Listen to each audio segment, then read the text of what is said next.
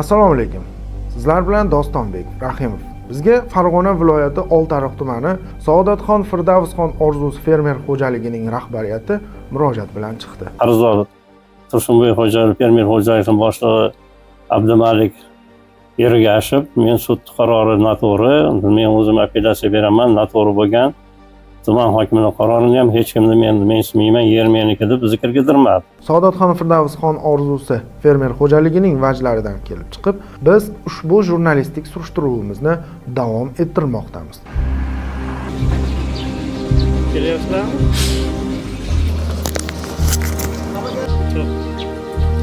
Tezroq ketib qolmay kitib olishim kerak-da.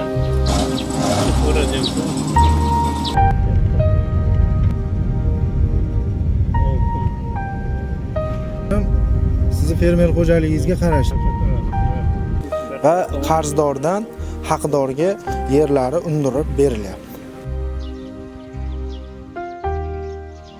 Budjetdan boshlandi.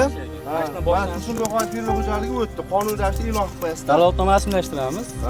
Hojiboy ko'ryapti konturlarni. O'tayotganligini, topshirayotganligingizni e'lon.